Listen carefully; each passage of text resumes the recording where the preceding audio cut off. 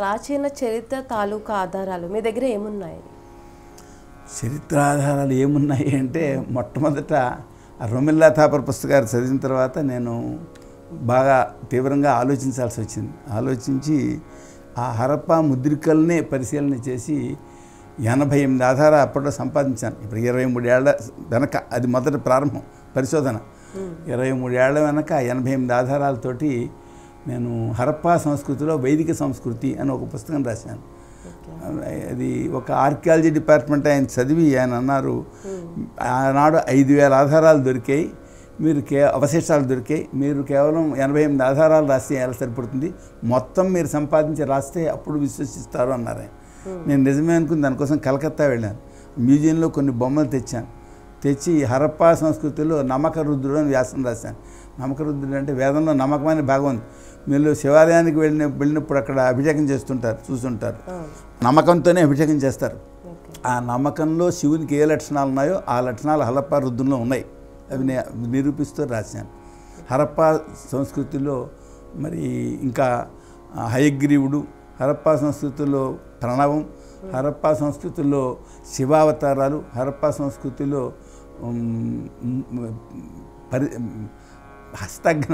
హస్తఘ్నం అంటే చేతికి తొడుక్కునే కవచం.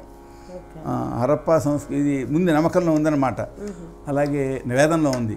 అలాగే హరప్పా సంస్కృతిలో స్వస్తికం, ఇలా కొన్ని వ్యాసాలు రాసిన తర్వాత ఈ ఒక సంవత్సరం వెనక నేను విశ్వవిద్యాలయంలో దేవాలయ వాస్తు గురించి చెప్పాను. వాస్తు ప్రారంభంలో హిందూ దేవాలయాలు 1వ శతాబ్దిలో ప్రారంభమయ్యాయి అని రాశారు. అంతకుముందు జైనాలయాలు, బౌద్ధాలయాలు ఉన్నాయని.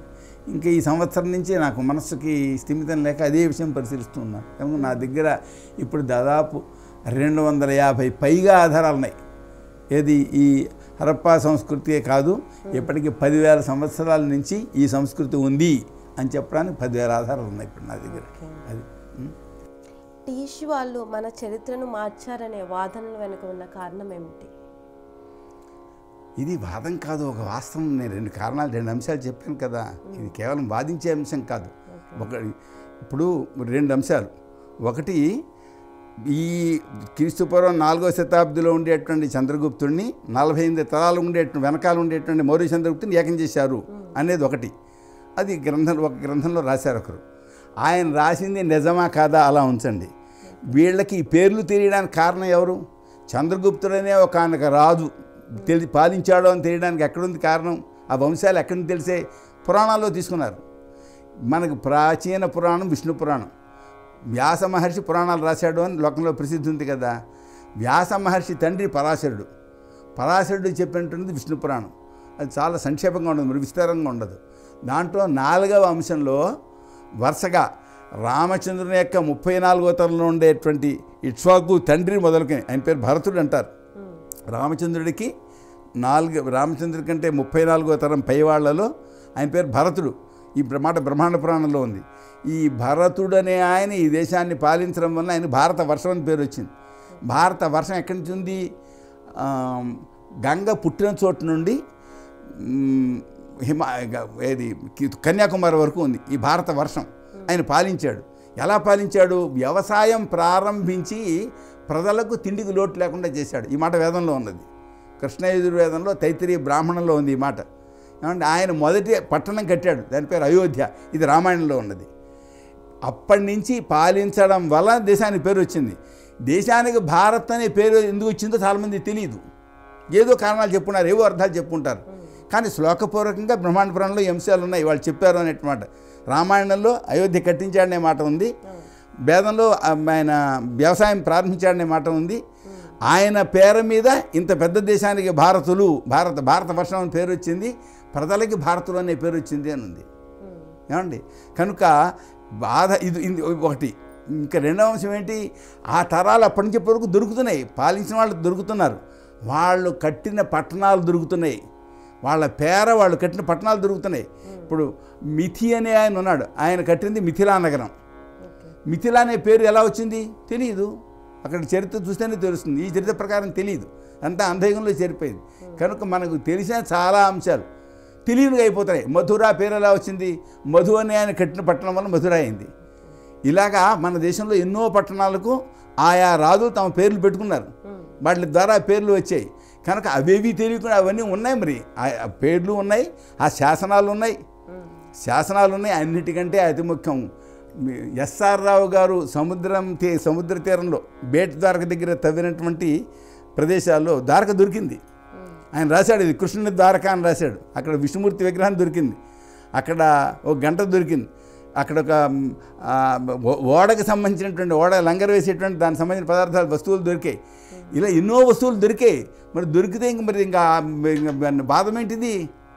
బాధం ఎప్పుడంటే ఏదో విషయం తెలియనప్పుడు మాది నిజమో అని చెప్పుకోవడం కోసం చేసేవి. కానీ ఇది వాదం కాదు, అది ఒక వాస్తవం. ఇన్ని రకాల ఆధారాలు, అక్కడ శాసనాలు ఉన్నాయి, ఇక్కడ రాజవంశాలు ఉన్నాయి, మరి పట్టణాలు ఉన్నాయి. ఆ పట్టణాలు ఎవరు కట్టారో ఇక్కడ చరిత్ర ఉంది. ఇన్నుండగా ఇంక వాదమే అవుతుంది, వాస్తవం ఇది. కనుక ఈ వాస్తవాన్ని గుర్తించవలసిన అవసరం ఉంది. వాళ్ళు ఎందుకు మార్చారంటే వాళ్ళ స్వార్థం కోసం వాళ్ళు మార్చుకున్నారు. 77 ఏళ్ళున్నప్పటికీ కూడా స్వాతంత్ర్యం వచ్చి ఇప్పటి వరకు అబద్ధాలు చెప్పుకోవాల్సిన అవసరం ఏంటి? దానివల్ల నష్టం వస్తుంది. ఈ అబద్ధాల వలన దేశానికి చాలా నష్టం ఏర్పడుతుంది. నిజానికి ఈ ఆర్యవాదం ఏర్పడడం వలన ప్రపంచానికి నష్టం వచ్చింది. మార్క్స్ ముల్లర్ ఆర్యవాదం ప్రారంభించాడు, ప్రపంచానికి నష్టం వచ్చింది. ఏమవుతుంది? ప్రపంచ యుద్ధం వచ్చింది, రెండో ప్రపంచ యుద్ధం వచ్చింది, దానివల్లనే వచ్చింది. మేము ఆర్యులం అని చెప్పి జర్మన్లు నాజీయుజంతో యుద్ధానికి దిగారు, రెండో ప్రపంచ యుద్ధం వచ్చింది. ఆయన అది పొరపాటు బాబు, నాది నిజం కాదు అని ఆయనే ఒప్పుకున్నాడు. ఆర్య అనే జాతివాచకం కాదు అన్నాడు. కానీ ఇక్కడ ఇంకా అదే పాఠం చెప్తున్నారు. అక్కడ నష్టం వచ్చింది, ఇక్కడ నష్టం వచ్చింది. ఇక్కడ ఆర్యులు వేరు, ద్రావిడులు వేరు అనే విభాగం వచ్చింది. ఆర్యులు వేరు, ద్రవిడులు వేరు, దళితులు వేరు అనే విభాగం వచ్చింది. వచ్చి వీళ్ళు కలహించుకునే స్థితి వచ్చింది. ఇంతకుముందు ఈ కలహించుకునే స్థితి లేదు. నా చిన్నతనంలో నేను గురువుగారి దగ్గర చదువుకున్నాను. ఆయన వేద పండితుడు అయితే వేదం ద్వారా సంపాదన చేయలే. ఎలా చేశారో, ఆయన వాళ్ళ బంధువుల దగ్గర కొంత భూమి తీసుకున్నారు. భూమి తీసుకొని కౌలుకు తీసుకుని వ్యవసాయం చేసేవారు. ఆయన దగ్గర ఓ దళితుడే ఉండేవాడు, ఆయనకు ప్రధానంగా వ్యవసాయ సహాయకుడుగాను. ఆయన పేరు చిట్టయ్య. ఆయన పెద్దవాడు అయిపోయిన తర్వాత ఆయన తర్వాత సుందరయ్య, ఆయన దళితుడే. ఈయన బ్రాహ్మడు, ఆయన దళితుడు, ఇద్దరు కలిసి వ్యవసాయం చేసేవారు. అంటే వైరుధ్యం అనేది ఏం లేదు అక్కడ. వైరుధ్యం లేదు. ఇప్పుడు వైరుధ్య భావన వచ్చింది. ఎక్కడొచ్చింది? ఈ ఆర్య ద్రావిడ వాదం వల్ల వచ్చింది. వాస్తవం కాదు. ఎందుకు కాదు? ఆర్యులది ద్రావిడలది DNA ఒకటే అనేటువంటి నిరూపణమైంది. కనుక చరిత్ర తేడా చేశారు అనేది ఇన్ని ప్రమాణాలు ఉంది. దీని ఇప్పుడు నా దగ్గర 250 పైగా ప్రమాణాలు ఉన్నాయి. ఏది ప్రాచీన చరిత్ర ఉంది అనడానికి. కనుక ఇది వాదం కాదు, ఒక వాస్తవం. ఈ వాస్తవాన్ని గుర్తించకపోతే దేశానికి నష్టం వస్తుంది. ఇదివరకు ప్రపంచానికి కూడా నష్టం వచ్చింది. ఎవడు ఈ వాదం ప్రారంభించాడో ఆయన సరైనది కాదు అని ఒప్పుకున్నాడు. ఆయన చెప్పిన వేదం ఆయన క్రీస్తుపూర్వం 1200లో బయలుదేరింది అని రాశాడు మొదట. చాలామంది విమర్శించారు, బాబు వేదం ఎప్పుడు పుట్టిందో నాకు తెలియదు, అది క్రీస్తుపూర్వం 1200లో పుట్టిందో, క్రీస్తుపూర్వం 2000 ముందు పుట్టిందో, క్రీస్తుపూర్వం 3000 పుట్టిందో అసలు ఎవడు చెప్పలేడు దాన్ని అని రాశాడు ఆయన. మార్క్స్ ముల్లరే చెప్పుకున్నాడు. ఆయన చెప్పుకుంటే ఇప్పటికి ఇంకా ఏమని చెప్తున్నా, క్రీస్తుపూర్వం 1200లో ఋగ్వేదం రచించబడింది అని వీళ్ళు ఇప్పుడు పాఠం చెప్తున్నారు. మరి ఏం న్యాయం ఇది? ఎలా సమర్థన? ఎందుకు? అబద్ధము ప్రయోజనం లేనిది జరుగుతుంది, ఎప్పటికీ పాఠ్యవాచకాలు ఉంటుంది. అందుకని జరగకూడదు, సరైనది కాదు, మార్చాలి అని కోరుకుంటున్నాను.